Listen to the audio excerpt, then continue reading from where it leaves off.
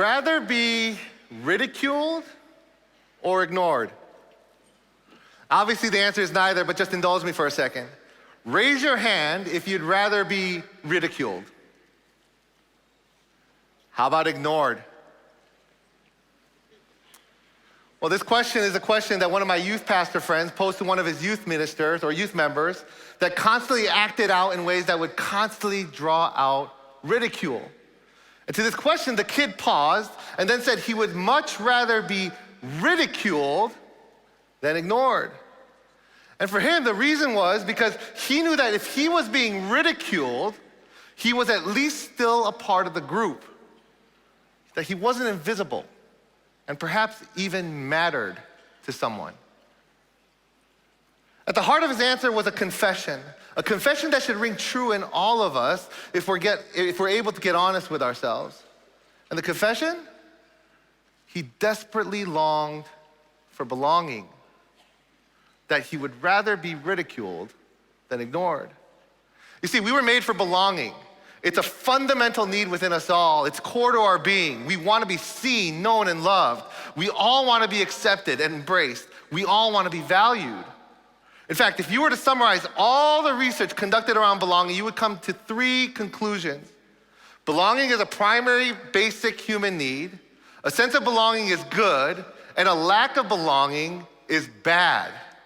From mental to emotional to physical to spiritual health, belonging is so fundamental to the human experience that when we have it, it can make up for so much of what we feel like we lack. Just look at a few of the benefits that come from a sense of belonging. From emotional to stability, to gaining a sense of meaning, purpose, to helping mitigate anxiety, depression, stress, and hopelessness. From all academic success to workplace productivity, belonging seems to do it all. 10 by 10 is a collaborative initiative that's seeking to spark a movement around relational discipleship that's radically focused on Jesus. As we are preparing to launch, we're looking to reach 10 million young people over the course of 10 years, as it's estimated that 1 million young people are walking away from the faith each year. And one of the things that we learned with working with a few of our 70 organizations that are engaged with the work is that we need to develop competencies in at least 7 key areas. As you can see, cultivating a sense of belonging is one of those areas. But one of the things that, as I observe, as I travel around the country and observe in terms of how we need to cultivate belonging, is that far too often we pursue belonging strictly from a one-dimensional perspective instead of seeing it for what it really is, a multi-dimensional endeavor. We often think if we're just welcoming enough or warm enough and kind enough that to someone that at an interpersonal level, that it'll generate all the belonging that they need. But we know that true belonging demands more than a one-on-one relationship. And this is because belonging is a multi-dimensional phenomenon. And cultivating a sense of belonging includes but extends beyond the interpersonal into the communal and the societal. Have you ever been in a situation where one person was nice to you at church, but it seemed like everyone else could care less that you were there? While it's nice that someone was nice, it's likely that you still didn't feel like you really belonged.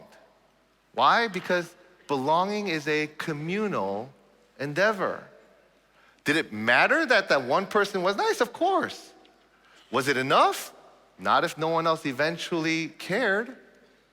Why? Because communal belonging requires the commitment of the entire community to embrace those who enter into it with loving arms. But it doesn't stop there. Even if we create a communal sense of belonging, broader societal forces will impact the ways that we engage and experience a sense of belonging. How many of you have seen people leave the church because the church failed to adequately address the major social issues that impact them? Raise your hand. That's quite a lot of you. How many of you felt torn that because you knew that if you actually addressed the social issue or event in a way that would be comforting to one segment of your community, it would actually be offensive to another segment of your community? When people are looking for a pastoral response and the church is silent, the world will gladly speak into the void. Whether you like it or not, you are beholden to what you cannot talk about. And what you don't address in the church, someone outside of the church will address it. In fact, this is a part of why we created the Asian American Christian Collaborative. As we saw a rise in anti-Asian hate and violence and the overwhelming silence from the majority of churches, we wanted to be a Christian voice that spoke into the issues and to address the things that we felt many churches were ignoring. And I can't tell you how many people said, "Thank you for speaking up. You spoke into the silence that we were drowning in." One of the most powerful moments for me was when a donation came in for us with a little note that said that the gift, or a part of the gift, came from their 14-year-old son, who wanted to thank us for the ways that we were speaking up for him after his church refused to address the anti-Asian violence that we saw over the last few years, even after he shared about his experiences of being chased down the street and being spat on for being Chinese, even though he wasn't Chinese. Now, for so many, the church's silence is far more wounding than the event itself, because what they hear is that the church doesn't have their back and that they ultimately don't belong there. This is why we must cultivate a multi-dimensional belonging. People are not one-dimensional.